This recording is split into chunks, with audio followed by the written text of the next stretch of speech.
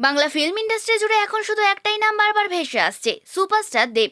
দীর্ঘ 20টা বছর ইন্ডাস্ট্রিতে তার পথ চলা, আর সেই উদযাপনের আসর বসেছিল নেতাজি ইন্ডোর স্টেডিয়ামে। স্টেডিয়ামের কোনায় কোনায় লোক শুধু একবার দেবের ঝলক পাওয়ার জন্য অপেক্ষায় ছিল। সবাইকে ধন্যবাদ জানিয়ে আবেগতাড়িত হয়ে পড়েন সুপারস্টার দেব। জানান, এখন আমার বুক চিরে কেউ যদি দেখতো তাহলে বুঝতো আমি এখন ঠিক কতটা গর্ববোধ করছি। আমার দর্শকের জন্যও আমার গর্ব হচ্ছে। দীর্ঘ 20 বছরের এই জার্নিতে পর্দায় জুটি বেঁধেছেন যেসব অভিনেত্রীদের সাথে, তাদের বেশ কয়েকজনের সঙ্গে এদিন মঞ্চ মাতালেন সুপারস্টার।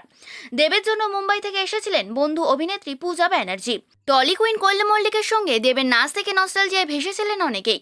বক্স অফিসের লড়াই বলে বন্ধুর ডাকে সাড়া দিয়েছিলেন অভিনেত্রী শ্রাবন্তী চ্যাটার্জি। এসেছিলেন নুসরাত জাহান ও সায়ন্তিকা ব্যানার্জি। সবার সাথেই খুনসুটিতে মেতেছিলেন সুপারস্টার। নায়কের সঙ্গে কোমর দোলাতে দেখা যায় সব অভিনেত্রীকে। তারকা খচিত সেই রাতে সাক্ষী থেকেছিল হাজার হাজার দর্শক।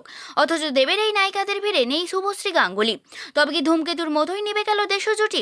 সবটাই কি শুধু প্রচারের কৌশল ছিল? এছাড়াও দেখা যায়নি মিমি চক্রবর্তীকেও। এদিন মঞ্চে হাজির ছিলেন দেবের পরিবার। ছেলের সাফল্যে গর্বিত তারা।